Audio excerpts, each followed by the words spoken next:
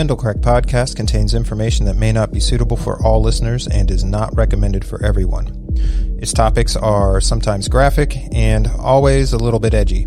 So, unless you like getting calls from your school's counselors about Krampus like we do, you may want to send your kids off to go do something else for a little bit. But for now, go ahead and grab a drink and settle in. It's time for Mental Crack.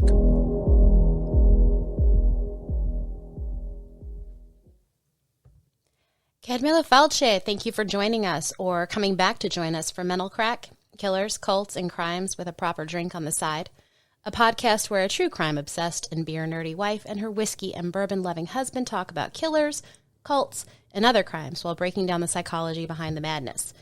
And just going back to our disclaimer, true story. At the conclusion of Episode 1, Part C, yes, the three-part saga that was our analysis of the Jonestown Massacre, we promised you we'd come back to the topic to discuss the survivors. Hashtag survivor, hashtag eye of the tiger, hashtag tiger blood, hashtag winning, hashtag Charlie Sheen. Okay, I'll stop. This is not 6 degrees of chem bacon. I'm done. Fair enough. Before we go ahead and get settled in, let's recall that we try to pair both a beer and a whiskey with each topic we present. And we've been struggling to the nth degree with this since we've already featured Banks Beer of Barbados for the initial episode as well as the Balvenie.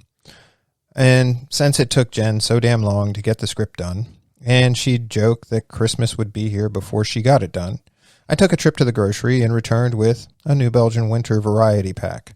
It contains the standard and super delicious Voodoo Ranger. The Voodoo Ranger family is brewed with trend-setting hop and malt varieties and served with a side of sarcasm. Let's just say Voodoo Ranger doesn't take himself too seriously, and neither should you. The bottom line, if you're looking for innovative IPAs that are hop-forward, bold, and occasionally hazy, the Voodoo Ranger family has your back. And we must be a couple of Voodoo Rangers then, huh? Yes. All right. It also includes Accumulation Hazy IPA, and this actually came off the website. It's inspired by super fluffy, wispy winter snowfalls. Isn't that precious? It has an ABV of 6.5, and this IPA contains Strata, Mosaic, Eldorado, and Lotus hops, as well as pale wheat malt. We also have the new Belgian Trippel in the pack, which has been brewed since 1992. It opens with a bold blast of spicy, noble hops, courtesy of Sats and Hallertau Mittelfru, and it gives way to fruity aromas from their traditional Belgian yeast. Brewed with Pilsner and Munich malts, Trippel is classically smooth and complex. It also sings with a high note of sweet citrus before delivering a pleasantly dry finish with a warm, strong, boozy bite. But don't just take our word for it. It also won a gold medal for Best Belgian-Style Trippel at the 2021 Great American Beer Festival. With that, I think we should go ahead and open our beers. There are more in there, and we'll come back to talk about the last one here in a second, but Jenn will be drinking the Accumulation today. I am going a little on the boozy side with a singing Trippel, apparently. So I'll be having that. Jenn will be having an Accumulation. You told me you were drinking the Trippel in honor of what? Oh, yeah, there is that as well. I'm drinking the Trippel because, well, it's just in honor of the 3 attempts that we made at making one podcast last time. Well, it wasn't 3 attempts. We did actually record 3 separate podcasts to make a single podcast. It's like the trinity of podcasts. Exactly. But however, if you look at that, today's podcast is our 3rd podcast if we count all those 3 previous small podcasts and collapse them into one. Either way, 3 is the number here. It's a magic number. It is. Thank you, De La Soul. And Schoolhouse Rock. True, I guess that is the original. So worried I'm going to spill this on my laptop. Okay. Sláinte. Now there's one more in the pack. You want to tell them about that one? Certainly, yeah. So the last one in the pack is actually one that I'm excited about as well. And it is a little boozy. It is a stronger tasting beer, this Trippel. Accumulation is smooth and it's very flavorful. This is good. So the last beer that comes in the variety pack is the 1554 Enlightened Dark Ale, which defies the style guidelines of modern beer. Although dark in color, 1554 is not a porter, a stout, a Schwarzbier, or Bock. Rather, it is a rebirth of a lost beer style called Zwart. Flemish for black, which uses Groot for bittering, not the tree thing. It's actually spelled Gruit. Like fruit. Yep, except for it's Groot. And it's for bittering. Yes, not. Don't sue me, Marvel. Not a Marvel character. Not at all. Nope. Anyway, so it's the oldest reference to Zwart beer comes from 1285. However, our brewing inspiration came from a book published in 1554. This is in the words of New Belgium, if you hadn't figured it out, which was the height of popularity for Zwart beer. First released in 1998, their whimsical improvisation includes a variety of specialty dark malts, a dash of licorice root, and a European lager yeast that's fermented at ale temperatures, which is interesting because that means that it's screaming for cold and it's not getting it. So nice. I do brew a little beer on the side. And with that, I'll turn it over to Jen. Well, thank you very much. So let's get to our topic. One of the best, most comprehensive sources that I've consulted for this topic and the topic of Jonestown in general is Alternative Considerations of Jonestown and People's Temple, and it's sponsored by the Department of Religious Studies at San Diego State University. The goal of this collection is to give both personal and scholarly perspectives on a major event in religious history and to provide objective information. The creators and managers of the website note that in addition to achieving the above objectives, their website also places importance on the following aspects that set them apart from other websites on the Jonestown topic.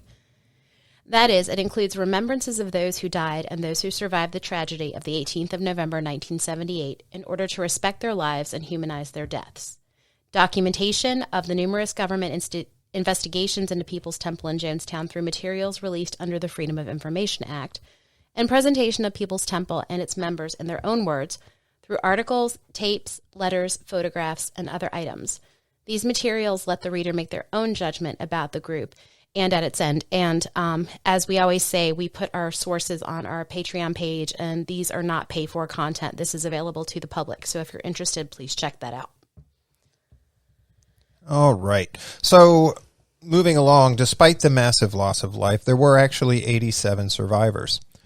Today, we are going to be talking about and sharing a few of the stories that surround those that survived here, and 36 of those people began their day in Jonestown out of that original 87. So there was Hyacinth Thrash, who slept through the depths. While the deranged part of me initially chuckled at the idea of someone sleeping through a mass murder-suicide, I was reminded of how draining life was, designed to be in the Jonestown paradise. It encompassed grueling work days with inadequate sustenance to keep you fueled. So a little bit of overtiredness is not really to be, it's not a strange thing. So Miss Thrash was 52 years old and a lifelong Baptist in 1957 when she met Jones. Her sister had seen him on a television broadcast and suggested for her to see what he was all about. She did and became a member of the People's Temple. As we discussed in our initial podcast on Jim Jones, he would schedule miracle healings to draw in the crowds, and even after Jonestown, Miss Thrash still believed in Jones's abilities to heal the ailing. She credited him with curing her breast cancer. Miss Thrash was born in Alabama in 1905, residing there for 13 years during Jim Crow. While she was in Alabama, 71 lynchings were said to have occurred in the state. Miss Thrash then moved to Indianapolis, which briefly embraced the KKK in the 1920s. Let's face it, Jim's strong stance on and activism for racial equality and racial integration was attractive, promising, and a breath of fresh air. The fact that he was white and adopting this stance in the 1950s Indianapolis scene was certainly not the norm. Miss Thrash noted, "He helped a lot of people. He put coal in black folks' bins and give them shoes and things, always willing to help someone, of course. I liked that work, helping somebody, and I was willing to go along with him because at that time, he was really doing good." As was encouraged in the People's Temple ministry, Miss Thrash sold her house for $35,000 and gave the money to Jones. She and her sister followed Jones on the move to California in 1965, later moving to Guyana and to Jonestown. During the more culty days of the People's Temple, when this happened, The notable change in the church environment and in Jones himself became a turnoff for Miss Thrash. On that fateful night in Jonestown, Miss Thrash hid under her bed while others drank the Kool-Aid. So she was not sure if she fell asleep or passed out, but the next morning there were dead bodies everywhere, including, most unfortunately, the body of her sister. And she was forced to remain among the dead by herself until rescue arrived on the next day. Ms. Thrash returned to Indianapolis in 1982 and remained at a geriatric center until passing away in 1985 at the age of 90. She would give media interviews, often in association with anniversaries of Jonestown. And you know what? She forgave Jones relatively quickly. By the 10th anniversary of his Holocaust, she told a reporter, quote, "I just don't feel nothing towards him now. No bitterness towards him. I was at times, but I prayed to the Lord because you can't hate nobody. So I was healed of that." While Miss Thrash is most often said to be the only Jonestown survivor, there were 3 other gentlemen there that day who did not participate in the widespread madness, making their decision to participate independently of one another, or not to participate independently of one another. Apologize for that. I was just herding a dog around the room. Grover Cleveland Davis, Stanley Clayton, and Odell Rhodes were those 3. Mr. Davis was said to be very hard of hearing, and he was reported to have slept through the murder-suicide in the pavilion. He was 79 on that fateful day, dying the year after the massacre. Mr. Clayton was 35 on the day of the revolutionary suicide. He noted that obedience of the People's Temple members was more likely to be coerced as opposed to being an act of loyal devotion. He recalled that the call to assemble was sounded while he was cooking black-eyed peas in the kitchen. A security guard came into the kitchen, pointed a pistol at everybody, and told us all to go to the pavilion, as he said. Jones had already cued the preparation of the poisonous drink. One woman, Christine Miller, was insistently protesting. Another quote, "She was telling Jones she had a right to do what she wanted with her own life. Guards with guns and bows and arrows pressed in on her. And Jones tried to make her understand that she had to do it." Upon the return of the tractor trailer that followed the defectors, Congressman Ryan and the media personnel to Port Kaituma airstrip. Another quote, "The people in the truck rushed up to Jones. He announced that Congressman Ryan was dead, and we had to do what we had to do. He told the nurses to hurry with the potion. He told them to take care of the babies. He said any survivors would be castrated and tortured by the Guyanese army. The nurses started taking the babies from the mothers. Jones kept saying, 'Hurry, hurry,' but the people were not responding. The guards then moved in and started pulling people, trying to get them to take the potion. It was dark by now. I went around to each of the guards, embraced them, and told them, 'I'll see you later.' I skipped out into the bushes. All the time I kept saying to myself, 'I can't believe this. Jones is mad.'" Mr. Clayton made an attempt to re-enter Jonestown to obtain his previously seized passport. Hearing 5 gunshots being fired forced him to drop back into the jungle. Later, he was pulling his passport from an office file. He heard a 6th shot, turned off the light, then waited some minutes before exiting along the main road. As he walked to a police outpost 6 miles away at Port Kaituma, he met villagers that told him they had seen others apparently fleeing Jonestown. However, he did not personally see any survivors. Mr. Rhodes believed that while the presence of the armed guards was persuasive, many members took their lives willingly. When Miss Miller was making her case against the suicide, Mr. Rhodes reported that the crowd shouted her down. He noted that many mothers voluntarily gave the cyanide to their children, then swallowed the poison themselves. The scene quickly turned chaotic, said Rhodes. Babies were screaming, children were screaming, and there was mass confusion. He hid under a cottage, not witnessing the full massacre event. While people were dying on that day, Tim Carter, Michael Carter, and Mike Prokes were sent to carry money to the Soviet embassy in Georgetown. 4 months later, Prokes, who was the temple's main spokesman and media contact, committed suicide. On March 13, 1979, Michael Prokes called a press conference in a Modesto motel room with 8 reporters in attendance. After reading a statement, Prokes excused himself, entered the bathroom, closed the door, turned on the faucet, and shot himself in the head with a Smith & Wesson .38 revolver. The note found with his body read, "Don't accept anyone's analysis or hypothesis that this was the result of despondency over Jonestown. I could live and cope with despondency, nor was it an act of disturbed or programmed mind in case anyone tries to pass it off as that. The fact is that a person can rationally choose to die for reasons that are just, and that's just what I did. If my death doesn't prompt another look at what brought about the end of Jonestown, then life wasn't worth living anyway." During his final days, Prokes wrote notes to several people, enclosing a 30-page statement he had written about the People's Temple. San Francisco Chronicle columnist Herb Caen, who reprinted the note he received. "The total dedication you once observed of me was not to Jim Jones. It was to an organization of people who had nothing left to lose. No matter what view one takes of the temple, perhaps the most relevant truth is that it was filled with outcasts and the poor who were looking for something they could not find in our society. And sadly enough, there are millions more out there with all kinds of different but desperate needs whose lives will end tragically, as happens every day.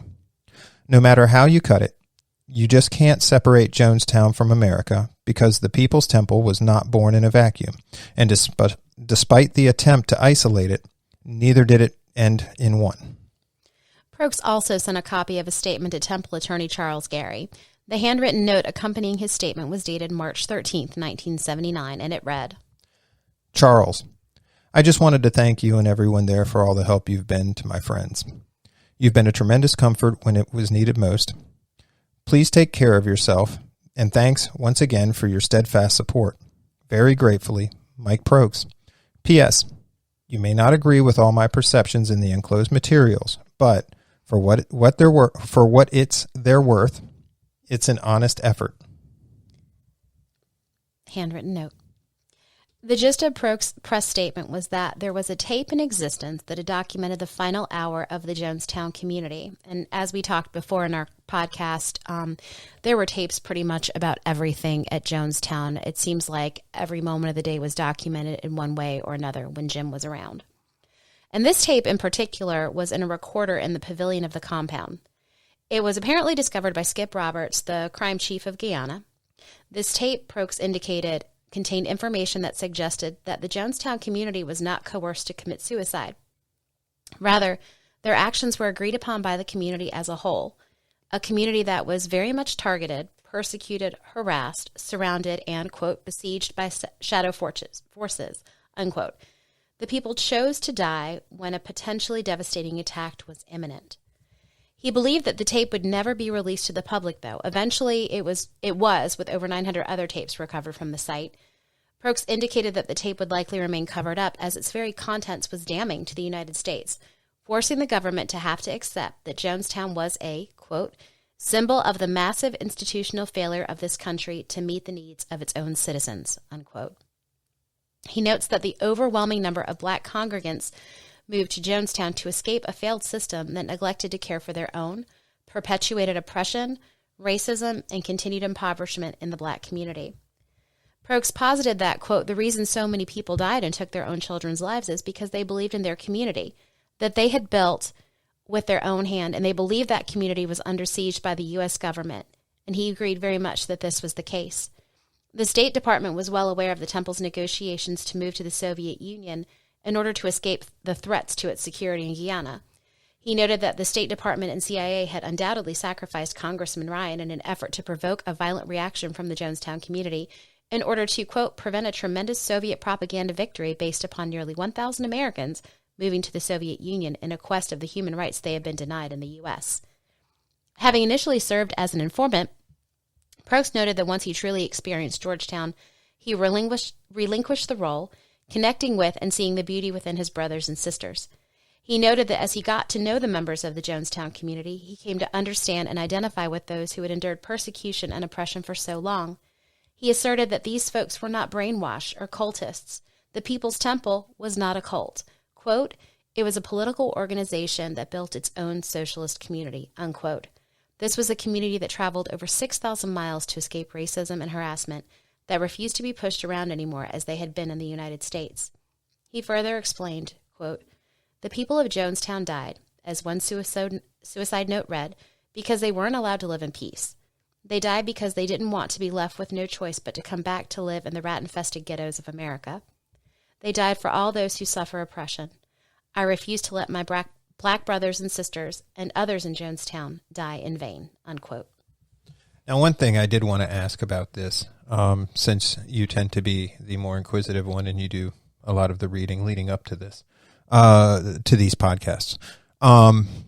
I guess in looking, he thought that video was going to, or that recording was going to blow the lid off of everything, and then everybody would look and see the error of the way the government was treating everyone. But in reality, I don't think I ever hear about a recording like that whenever I hear about anything from Jonestown. What I hear about is,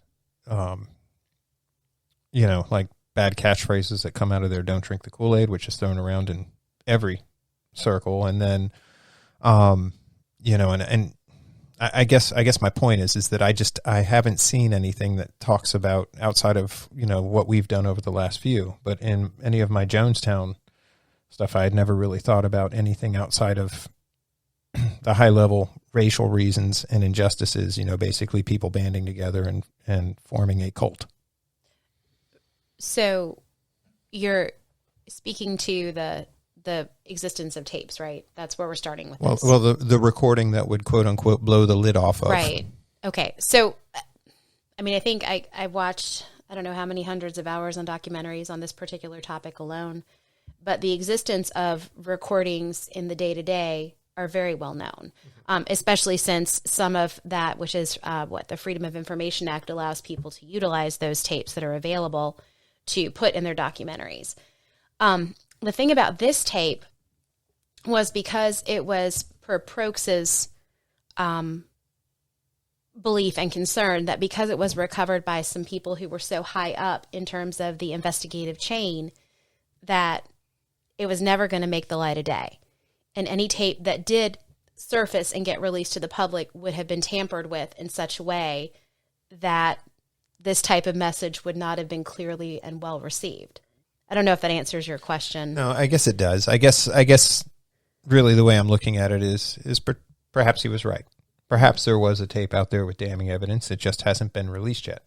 Like you've documented in your research, over 900 tapes were recovered from that night alone, or from that pavilion. So it may have been one of those and just swept under. It may be like that crate from the Raiders of the Lost Ark where it just got rolled back into a warehouse just to never be opened. But I also think, too, it has to do with the set of ears and the brain in between that's listening to the tape. Like, what are you listening for? Yeah. I think, if anything, to hear it, and I have not heard it, it would have me stop and pause. Take pause at the fact that, here you are, we're talking about what the gentleman, Mr. Clayton, and Mr. Rhodes, one saying people were coerced, another one saying, no, people weren't coerced. And then you have Prokes coming in here and saying people were dying as one. It challenges I think the very nature and the very lens through which we look at Jonestown as a whole. But again, if we're looking at some sort of damning evidence to the United States, if I'm listening to it as a politician, I'm listening for other things. If I'm listening to it as a government agency, I'm listening for other things than I might be if I was listening to it just as somebody like myself right now who's just real interested in this stuff. And then on top of that, too, I think the one thing that was really interesting to me here was, there was no way in hell any of us were going to find out that Jonestown and the Soviet Union had been in talks with one another about the potential of the whole place up and moving to the Soviet Union. I mean, think about this. This was Cold War America right here, 1978. There was no way. And there was so much stuff that was getting swept under the rug anyway when it came to the Soviets.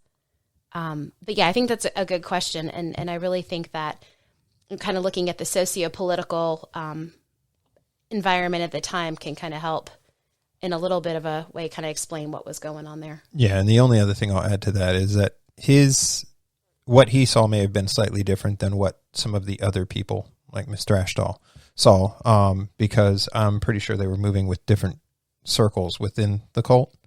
I'm sure since he was closer to the inner circle, he was probably with people that probably did take it without thinking twice about it, because they were that engaged in Jonestown. I think some of the others that may have started to see where Jim Jones was lacking in what his mission was versus who he was as a person, they were probably the ones that had arrows on them or guns or whatever it is that were coercing them to take it.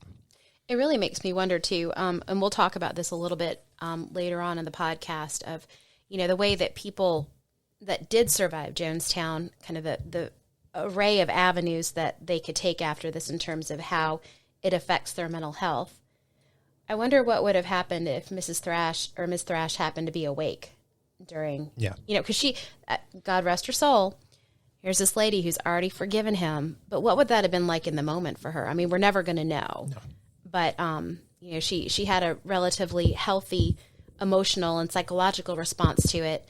But again, it's kind of interesting. And then here we have Prokes who 4 months later, just couldn't handle it. Yep. And at least left upwards of 35 pages worth of information. But according to his note, it wasn't that he couldn't handle it. He was taking his life to a just end. Like the people at Jonestown, correct. As he saw it. Yep, correct. Okay, now on to the other two that were with bros. So in an interview with Tim and Mike Carter, which were two of the people that were also sent with him originally to take the money to the Russian embassy. But in that interview that was recorded a week after the Jonestown massacre, it was noted that Tim and Mike actually saw what was happening and were not safely off the scene at the time. After seeing his wife holding his son, who had already died, Tim Carter fled. Mike Carter, who had been a member of the People's Temple since the age of 15, acknowledging that it was pretty much all he had. Since then, he had little else. He acknowledged that Jonestown was touted as a promised land, and he and his wife decided to be there, even giving birth to a child while living in Jonestown. And I have lost my place. That's awesome. When asked how he felt about Jim Jones after the whole bizarre Jonestown massacre, Tim Carter stated, "I think he's a madman. I think he was insane, and I hate him." Neither Tim nor Mike could fathom how over 900 people could have ended up dead.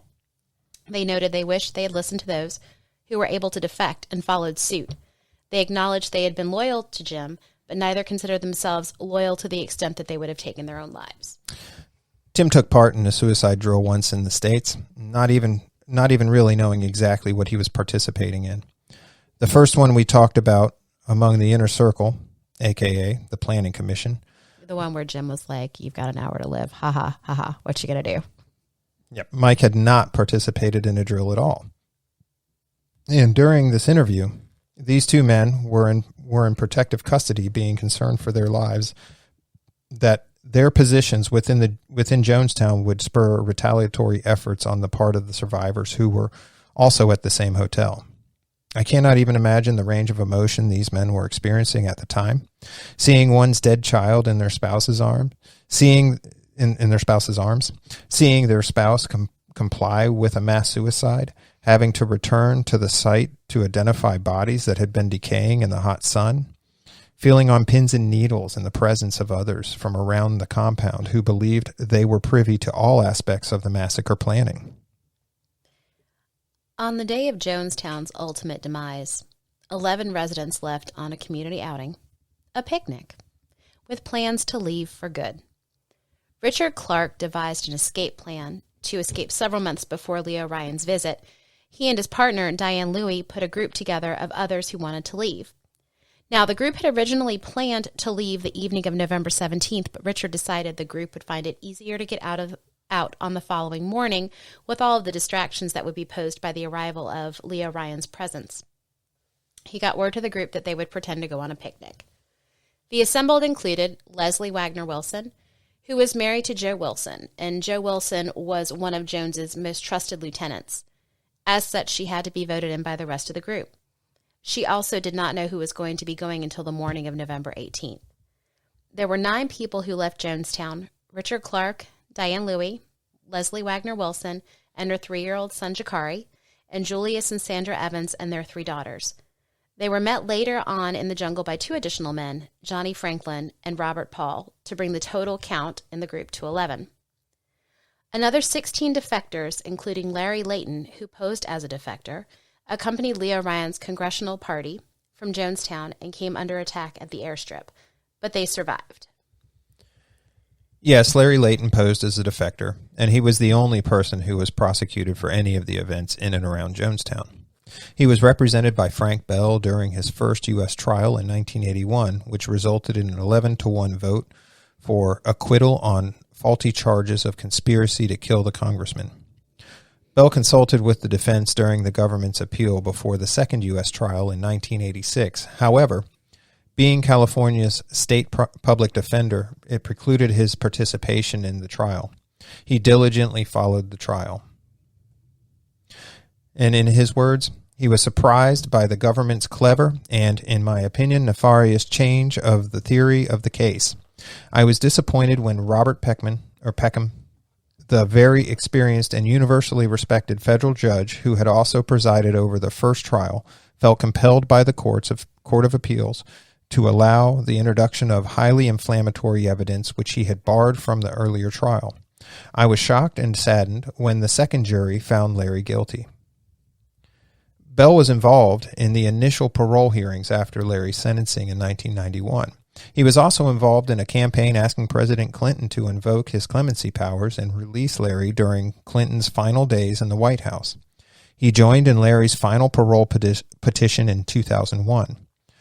And in his words, although everyone involved in that campaign understands it was the testimony of Vern Gosney, one of Larry's victims and now a Hawaiian police officer, who flew from the islands just days after September 11 to appear on Larry's behalf, that finally won his freedom, Larry was released from custody in April 2002 after 18 long years in prison.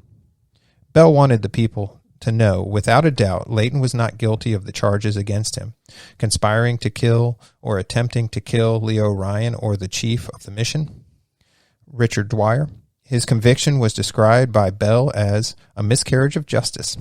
He acknowledged that Layton was not blameless and was determined to pose as a defector and send a message to others in the temple and elsewhere, and to prove his loyalty to Jim Jones and the People's Temple by shooting the pilot of the small plane, taking other defectors out of Guyana, and at the end of Ryan's visit. Yeah, I need to reread that. I apologize. And prove his loyalty to Jim Jones and People's Temple by shooting the pilot of the small plane, taking other defectors out of Guyana at the end of Ryan's visit. The mission, best described as a suicide mission, was to result in a plane taking all of those within to their deaths. He was unaware of Jones's plan to kill Ryan and others at Port Kaituma when they were attempting to leave. And when the plane wasn't able to make it off the airfield, he shot the occupants of the plane just before he was disarmed. Most of the other remaining survivors were temple members in Georgetown. Some were part of the group's logistical base in Guyana's capital. Some were in the city for business or medical reasons, and some were there to participate in a basketball tournament. That's just kind of odd, tacked onto the rest of those. Yeah. But it's there on multiple sources. Yep. So, one survivor, Claire Gennaro, arrived on the evening of the 18th of November at the Georgetown airport en route to see her 2 children in Jonestown. She heard about Leo Ryan's assassination on her taxi ride into the city. What the fuck? I can't even imagine what that must have been like for her. She's there. First of all, she narrowly missed it, right? Yeah. And I mean, just the concerns over her loved ones. There's so many like points of nightmarish in all of this, but that's creepy nightmarish right there. One thing I am going to do before I get into the psychology of it, I've been trying to grab another beer, but I've been worried about making a lot of noise. I haven't been worried about reading correctly. So, Did you want this accumulation? Because it's really good. It's up to you if you have a different one. I'll take a Voodoo. So bear with me just a second. I'm going to grab a Voodoo Ranger. Yeah, and I apologize. There is a lot of reading that goes into one of these podcasts, and I don't know if you've noticed, but I am not the best reader. Andy does fine. In all honesty, I'm going to go ahead and sit in the confessional here for a minute. It took me so long to put this script together, and in part, as I would explain to you, some of my friends who are also just very sweet, dedicated listeners who do offer some great feedback, and I treasure them so. I was just sitting there going, this is just not doing it for me. Like, I'm not finding anything to really motivate me here. And I felt awful because this was about people who lived through something so horrific. And so I'm like, well, damn. Right. So then I told Andy, I'm like, oh, well, I finally found stuff. Like, I found all this stuff about Michael Prokes and what he was putting out there and trying to get the press members to understand. And that started to get real exciting. So that was fueling for me. And then I'm sitting there going, man, it took somebody's suicide to get me kind of back in the game. I don't know what that says about me. You like talking about dead people? I do. I love talking about dead people. I just hope that when it's my turn, somebody does a good job talking about me. Anyway, just as an aside. So, with a drink in hand? I'm hoping I'm getting toasted when I'm dead, like more than the normal toasting. Gosh, now I have to go get tangential again. So seriously, I'm already planning my wake and my funeral, and I'm not doing this in a way to be just like stupid, morbid. But my mom passed earlier in the year, and it had me thinking, like, how would I want that to be? Because my family carried out my mom's wishes that I had heard ever since I was a young kid. So I told Andy, I'm like, so what we're going to do is I want this pretty green urn that I was shopping for when we went to go visit my mom at the Cremation Society. Remember that one? It's so pretty. Yeah. And then I started creating a playlist. And then I told him, and we love this pub, Trolley in Briar Creek. And if Trolley is still there, which I pray they will be when I pass, and I'm not trying to go anytime soon, that you put my urn right there on the mantle of the fireplace, a pint of Smittix on one side and a pint of Guinness on the other, and have a goddamn wonderful time. I won't play the Dropkick Murphys. Amazing Grace by the Dropkick Murphys? No. But it's so good. You can have the Pogues. I want the Pogues too. You can't have and the Irish I want boy band, or the wannabe Irish South Boston. They are from band. Boston. We got a problem with that because they're big old socks. They're just a wannabe Pogues who are just a boy band. That's it. I'm gonna get them to listen. You and to I this. have had. No, we have, had but this they do a discussion. good live show, Andy. If you have a 30-foot jumbotron behind you, you're not a punk band. If everybody wears but exactly what if you the have same Clutch clothes, and Hatebreed open up for you, or Flogging Molly, then you thought ahead and invited good bands to play for your and nobody is going to fault you for good planning. Just let that be a lesson to you. Last other song that I am saying, please, Oh yeah. Dying Wish, Hurt, but the Johnny Cash version. Yeah. Yes. No Heartbeat. That's a Thank great you. song. Yes, but no crying. Just give everybody a shot of some really good whiskey. Okay, anyway, I'm sorry. So, so this was a tough topic for me to find the motivation for. And I want to apologize to the survivors of Jonestown because that was kind of my own, do we hear sounds of danger in the house? No, but every now and then, since these are over-the-ear headphones, I think I hear something, but I don't think I actually heard anything. It could be that ghost of Johnny Cash coming in here and like whack us across the back of the head, going, just shut the fuck up and do the podcast. All right. Anyway, Jonestown Survivors, I have mad respect for you. And now what I want to do is have us take a bit of time to consider some of the psychology there. Yeah, it's time for us to go to school. I'll just sit over here and drink on my side of the world for a while you... Well, since you're doing that, would you pop open my Voodoo for me? I will. Best husband ever. All right. So what, and I don't think if I gave you one guess, that's all you need. We're going to talk about trauma and stress-related disorders. Thank you. That include the primary focus of post-traumatic stress disorder, also known as PTSD. And now, mind you, at the time of Jonestown, the diagnostic criteria for PTSD were not the same as they are now. And that's largely because PTSD was not added to the Diagnostic and Statistical Manual of Mental Disorders until 1980. The addition of PTSD to the diagnostic manual was quite controversial at the time, but what it did was it added the consideration that this disorder was the result of exposure to a traumatic event, something outside of the individual, rather than being due to traumatic neurosis or some inherent weakness within a person. Diagnosis of post-traumatic stress disorder includes the consideration of 8 different criteria that must be met. To begin with, we need a stressor. A person has been exposed to a catastrophic event involving actual or threatened death or injury, or a threat to the physical integrity of him or herself, or others, such as sexual violence. Indirect exposure includes learning about the violent or accidental death or perpetuation of sexual violence to a loved one. And once the person has, most unfortunately, experienced said stressor, a cluster of issues arise that meet additional criteria. These include intrusive thoughts of the traumatic event, daytime, nighttime, night terrors, flashbacks, and these thoughts and flashbacks are able to evoke anxious and emotional responses and physiological reactions that are similar in magnitude to what was felt at the moment of the original traumatic exposure. The person works to reduce the likelihood that they will expose themselves to any trauma-related cues or reminders and to minimize the intensity of their reactions when they are exposed to such cues. And to the extreme, this can resemble agoraphobia, as the person is afraid to leave the house for fear of confronting reminders of the traumatic events. So previously, post-traumatic stress disorder was lumped under the category of anxiety disorders. And though it does have an anxious component to it, there's so much more going on there. So when the most recent diagnostic manual was published, the DSM-5, PTSD was moved out of there, and its own category was created of traumatic and stress-related disorders. So following the exposure to the traumatic event, people with PTSD often have incorrect cognitions about the causes or consequences of the traumatic event, leading them to blame themselves or others. So this includes a person's belief that they're weak, inadequate, permanently changed for the worse since exposure to the traumatic event, or that expectations about the future are forever changed because the event occurred, and so nothing good can happen to me. Nobody can be trusted. The world is entirely dangerous. People will always try to control me. Those types of erroneous thoughts.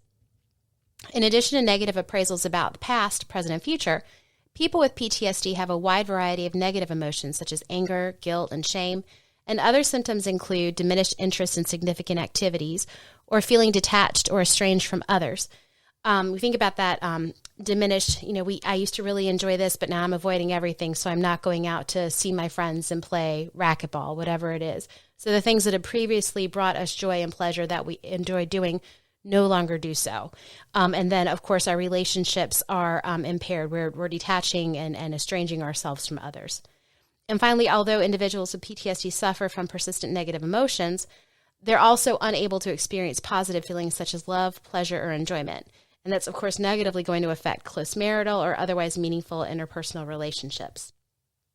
People with PTSD also experience alterations in arousal or reactivity that resemble those seen in panic or generalized anxiety disorders. However, hypervigilance and startle are more characteristic of PTSD. So hypervigilance means a person is always aware of their surroundings to the extent that you might hold a conversation with them and every single sound that they hear, they're looking over their shoulder, they're startling, they're seeming very guarded and on edge. It actually looks a lot like paranoia. And one might see the person startling more easily, being more irritable or prone to outbursts of anger. Reckless and self-destructive behavior such as impulsive acts, unsafe sex, reckless driving, and suicidal behavior may also be observed. The observed symptoms must persist for at least 1 month before PTSD may be diagnosed and pose significant impairment in social and occupational functioning and other distress as a result of the symptoms. And of course, the presence of symptoms cannot be due to medication, substance use, or other illness. Now, mind you, having had the experience of the trauma, people may intend to try to self-medicate, but again, it is not the result of the medication, substance use, or other illness. Yes. You're looking at me. Yeah, the only thing I was going to say. Yes. Well, actually, you didn't finish your section yet, correct? Mm-hmm, mm-hmm. You did? Oh, nice. No, I didn't think so. The only thing I was going to say is that I think the PTSD section of the DSMV has probably grown because of things like, let's see, 9/11, the various wars in the Middle East, etc., where there has been a large value set that has come back from those experiences that have sat down in the psychological. Do you want to hear something interesting about 9/11? Sure. So I think, most of you are within the age range, and I hope, right, because we do have an age disclaimer here, that when 9/11 happened, I think we can all recall, of course, there were tons of people that saw it firsthand, saw the first plane hit, the second plane hit in New York, or they were right there watching the plane roll into the Pentagon. And then there were a bunch of us in the rest of the United States and the rest of the world that were bombarded with repeated images of planes hitting the building. And in some cases, we were bombarded with images of people jumping out of windows to escape a fiery death and control their death to the degree that they could. Interestingly enough, and my DSM-5's at work. The DSM-5 did not take into account and maintains that watching those images doesn't have an impact. It doesn't have an impact. It is not considered a source of traumatic exposure. And that actually just amazes the shit out of me. As a psychologist and as somebody, I was in my graduate school years when it happened. And we sat there and we watched and we watched and we watched. And nobody said turn off the TV because it was too surreal. And we had to keep watching it because we needed to prove it was real to ourselves. Yeah. No. I'm with you on that. We could go off on a tangent on this, and maybe we'll save this for a different podcast because there is a lot to unpack on 9/11 in its own right. That's, the generations before us talk about they know exactly where they were when JFK got shot. I know you knew exactly, I think, where you were when Kurt Cobain was announced. Pizza Hut, Franklin Street, Chapel Hill, eating cheesy breadsticks. I do not have that with Kurt Cobain. I liked his music. I happened to work there at the time. Yeah, well, that'll do it. It really will. For me, that is the one. I remember I was driving on my way to work whenever they said a small plane flew into the first building. It's back whenever I was at Mutual. And then I got in. I didn't really think much about it because it was a small plane. It wasn't the first plane to fly into into a building in downtown. There was I think it was a B-24 bomber that flew into the Empire State. I can't remember. I think it wasn't even the first time a plane ran into the Trade Center. No, that's what I was going to say. There have been planes that have been off course that have done it. And whenever the first thing I heard about it was that it was a small plane. And then I know later throughout my duties, because I was in IT, so I was all over the place, I went by the break room and I looked in, and just from the sheer scale of the smoke coming out, I realized it wasn't a small plane. And then I walked in and started listening, and then that was actually, I had been going about my daily work without paying attention until that point, and that was whenever the first building collapsed. Mm-hmm. So yeah, that is the only point in time outside of my own personal existence and things that have happened just to me, in my family, that I can tell you exactly where I was whenever I found out about it. And again, I know that we are talking about something different than Jonestown Survivors, but we are talking about traumatic events. And I remember where I was on that day. And Andy and I were engaged at the time, but he was local and I was in school in the mountains of North Carolina. And both planes had hit. All of that was said and done. And we were in class and nobody stopped class. Really, I was sitting there in fucking research methods and nobody would interrupt fucking research methods. But you were probably hoping somebody would interrupt. Once I knew what was happening, I was conflicted and emotional and really wish some motherfucker would have opened the door and be like, stop what you're doing now. But they didn't. Yeah. And so, what? You want to say something? No. I was just agreeing with you. I remember a third-year student, we went out. And she was out there smoking her cigarette. And she was just like, have you heard what's going on? There was a plane, then a helicopter, and a plane, and a plane. It sounds like War of the Worlds. I remember her saying that. Jenn, I remember her saying that. And so we ended up going to our intro to psychotherapy class. And we sat there with my advisor, who was incredibly therapeutic. And had to deal with it, though, because one of my my colleagues was from New York and couldn't get through to anybody because all the cell phone signal, like everything was clogged. Yep, And, that was so. My brother was supposed to be in New York, I so know. that's the one thing I remember as well. I remember that we too. couldn't get in touch with him either because he was I think it ended up he missed his flight from Taiwan, and so he wasn't there. Didn't he have he had a meeting at the towers? Yeah, well, he was supposed to. It was either Deutsche Bank, Lehman Brothers. I think it was one Lehman. of them. But yeah, so he didn't make it. Anyway, we're way off topic. All right, and coming maybe back. we should have a show on that. But going back to Jonestown, thank you all for riding on us down this rabbit hole. I've been down darker rabbit holes, but this one's pretty dark where we've ended up. Anyhow, so we were talking about PTSD and how that impacted really around Jonestown. And so, as we talked about at the beginning of the podcast, Alternative Considerations of Jonestown and the People's Temple, that website that is amazing. So please check out the Patreon page and just go give it a whirl. But you're not going to be able to just give it a whirl because you are going to find so many interesting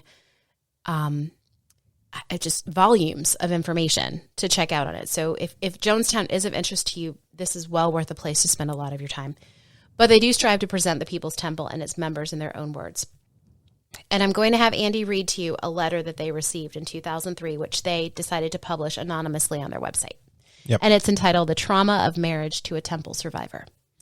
And think of this as Jack White singing Jolene as I read it. I know. It was like the psychology part. And I'm like, well, I don't want to keep reading. So I'm going to have Andy read about being somebody's wife. That's right. Go ahead, baby. I was married to a Jonestown survivor for 13 years. He never got over it. Often, especially around the anniversary, he would have nightmares. He was very paranoid, sleeping with guns and knives, always suspicious of everyone.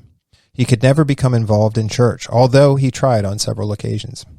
His family joined the church before it moved to San Francisco. He and one of Jones's sons became like brothers. They eventually left, but stayed. But he stayed. Oh, but he stayed. Yeah, I'm sorry. I read that incorrectly. It's drinking accumulation and Should Trippel. I stay or should I go now? Sorry. Wrong band. We were talking about Jack White. Keep going.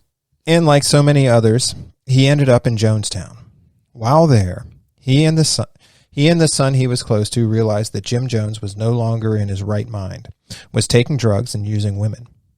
They often spoke of shooting him, but realized that if they did, they would die because Jim was constantly guarded. He sometimes felt that he could have ended it before the bad things really started happening. My future husband was in the Jonestown compound on the night of the deaths. Oh, sorry. My future husband was in the Georgetown compound on the night of the deaths. Sorry, I misread that. And Jen, you probably heard her in the background. Sorry, it's just important. It is important. Because he was one of those folks that we touched on before. That was not in the compound. Yes. Yeah, because if he was in Jonestown, he probably wouldn't be around to marry her. Anyway, sorry. Back to the letter. My future husband was in the Georgetown compound on the night of the deaths. They were manning the Jonestown shortwave radio transmissions, and when they suddenly got no response, they realized what was happening. They heard a scream from upstairs where other members were. They heard children screaming, "No, Mommy, no." And when they went upstairs, they found that Sharon Amos had slit her children's throats and then her own. No wonder my husband had nightmares. He always wanted to write a book and started many times. I have some of the papers as well as the correspondence we maintained while he was in the service. Once, when we were researching library information, I came across his name and a quote in a book from another member. What really bothered me was reading about Jim Jones and realizing how much my then husband resembled him in his way of dealing with and domineering others. Eventually, the verbal abuse and unfaithfulness was too much to handle, and we separated. And this woman's experience with a Jonestown survivor is likely not an unusual experience. Jonestown scarred those involved like a shockwave. I mean, it continued to like echo and reverberate and affect so many people and continuously. So people who survived lost everything and everyone they had. And there were violent deaths involving Jonestown survivors and former temple members. Of course, recall the story of Mike Prokes that we covered here. The number of suicides, incarcerations, and substance abuse problems among former Temple members is high above the national average. And then there were those who adjusted more favorably. I'm thinking about Miss Hyacinth Thrash and her forgiveness of Jim Jones and still believing that he cured her of her breast cancer. And this is amazing. Unlike the letter above, these folks were warm, human, and humane. They look back on their experience with mixed feelings, but nevertheless believe that their involvement in the cause, which was that of working for social justice and racial equality, was one of the most important things that they ever did. So, we've had some discussions here throughout this podcast. Some of them have veered a little bit or been tangentially related, but is there anything else? Well, I guess what I would say is I think with Miss Thrash, the reality is I think she's one of the most resilient and probably one of the strongest characters of this whole post story. I would have loved to have met her. Yeah, no, I mean, she apparently lived a challenged life all the way through. It sounds like she was hounded a little bit whenever she started. Whenever she got to Indianapolis, she was hounded a little bit more. She joined up with the group and then moved out to California and found she found her calling. Yeah, she was doing the Lord's work and doing so much to help people of her racial and socioeconomic status. Well, and she was helping. The word status. She was helping create the change she wanted to see, just like you hear so many people say. Yes. But that's basically what she was doing, and I think because of that original piece, I mean, I think she was able to disconnect the people with the cause, right? And so I think that's where it just seems like she had a really good grasp on the human side of things. In this case, that is so healthy. Yeah. So healthy. Yeah. So there's that. The other thing I would say is, I think there are, obviously the shockwaves that are reverberated out of this, and it's become almost it has kind of a cult following, but it's also, it also has its little pop-ups. You posted whenever I found the Colts video for Go Outside. Yeah, if you didn't get a chance to see that, it is on the Instagram and Facebook page. Just a quick shout out. They are, if you're in the North Carolina area, they are coming down to the Raleigh-Durham area. It's Cat's Cradle, isn't it? I believe it's Cat's Cradle. I want to go. I want to go as well. Yes. I've loved them ever since I saw that. Well, actually, I've loved them since before Yo Gabba Gabba. You've loved them longer than I have. Yes. But felt like that's where that was going. But no, it wasn't. That's not where it was going. Just kidding. But the reality is that whenever I saw them on Yo Gabba Gabba, that's whenever it cemented itself. When my daughter could. That was a winter special about hot chocolate. It was the Christmas special. It was a Christmas special about hot chocolate where My Chemical Romance was on there, but it was not the same Christmas special as Tony Hawk. Yes, our daughter appreciated MCR from a young age.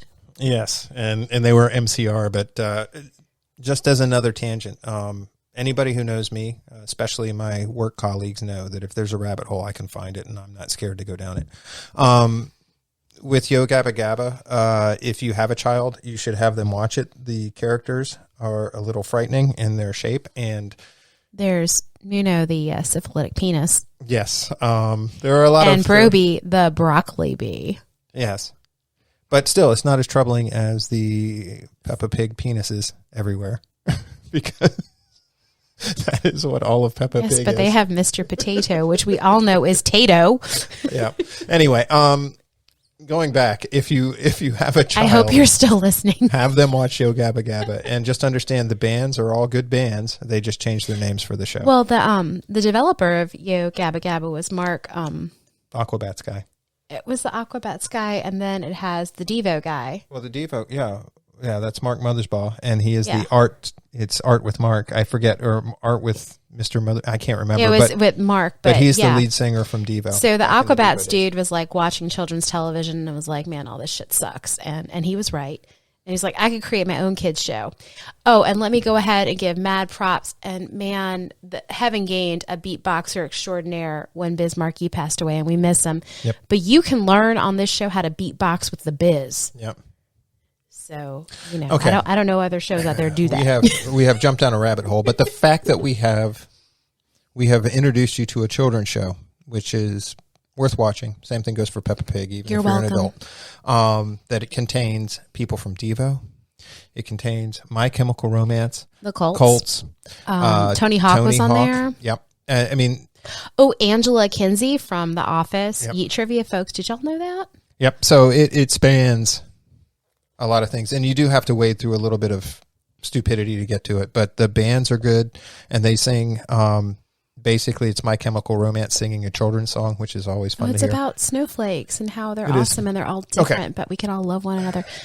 Oh, I have forgotten where the hell we're going. Anyway, I'm ready. Can we talk about the upcoming goodness? yeah. Go right ahead. All right. So next Sunday, September 4th, holy crap. No, next Sunday, November 14th, Mental Crack has the privilege of being interviewed by a Jamaica-based podcast. This podcast is Lasted a Real Podcast, and they are available on YouTube. And we're linking them on our Patreon page for this post. And I actually initially made contact with Jermaine, one of the podcasters, on a podcaster group on Facebook, or is it fucking Meta or Facebook? Fuck, what is it? Meta, Facebook? I don't even know what the fuck it is right now. But that is where I found this guy. So what it is with all these great podcaster groups is they want to cross promote, and I think that's brilliant. Can you give me a little bit of a feeling for what their podcast is about for our listeners? And I see that look on your face because you're not on the Facebook anymore. No, I'm not on the Too Facebook. cool for Facebook. He's all like hipster and IG right now, but it's actually about a little bit of everything. Oh, good. And I didn't listen to the recent episode. Sorry, guys. I'm going to. But they'll talk about the Jamaican football team. They'll talk about what's going on in the EPL. They'll talk about other like popular social issues, and it's really fun to listen to him. It's he, I think, and 5 other folks, one of them being located in the States. So I hope I didn't get that all wrong.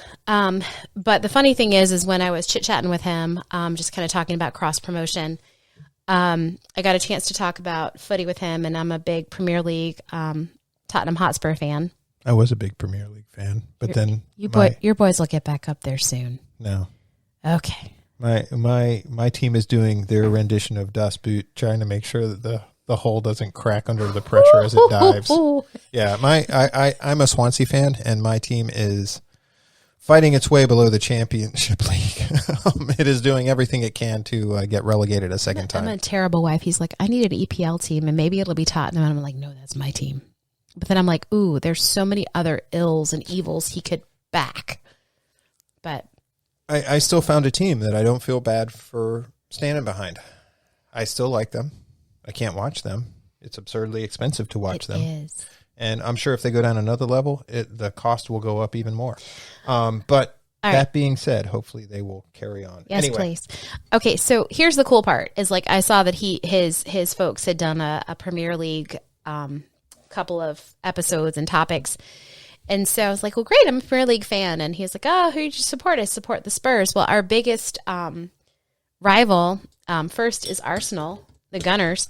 And then after that's Chelsea. And the guy laughed and, like had the little emoji of him like laughing so hard he cried. And I'm like, oh, you're a Gunner. Oh, no. And see, the Gilson Foundation for Charitable Giving support Chelsea. So it's okay. I'm learning that in my life, I can really appreciate and spend time with and talk to and interact with multiple people. I'm learning diversity. Here we go. You are. All right, then. While we're at it, let's hear it for West Ham. Yeah, they had a really good showing today. today. Always good to have someone who sucked just a couple of years ago. Yeah. And they've got Dave Moyes, who is, other than the fact that he got a little bit screwed by the whole Manchester Man U picking him up, because really anybody following Fergie was going to fail, because True. you can't do, 26 seasons? Jesus, no. No. And hope to retain any semblance of humility after you get put into that position because you follow a god. Are you guys still there? Because now we're talking footy. Yeah, we are. Sorry. But can I just say, though? that West Ham beat Liverpool today? They did beat Liverpool today. Or at least I hope they did. We came up here before. And the game to see a grumpy Mo Salah is a beautiful thing. Anyway, sorry. We need to do our shout outs and then. Oh, I'm sorry. Go I ahead. want to talk about the fact that my team has a new manager. We've got Conte and we still ended up in a draw today. 1 point, no points. I'll take the 1 point. All right. So anyway, so next weekend we will be getting interviewed by Last of the Real podcast, and we will post on our socials when the interview will be aired. All right, let's do our shout outs. So shout outs real quick. Our kiddo. Every day. Sabine, who has been awesome through all this. She is also our creative consultant and cover art creator. Keep your ears peeled. She has said that she would like to work with Jenn on a podcast around fear. That will be coming out at some point. I know it needs some content wrapped around it, and trying to get in a young lady who has a hectic Roblox and social calendar to do some creating is tough. Responsible mom moment.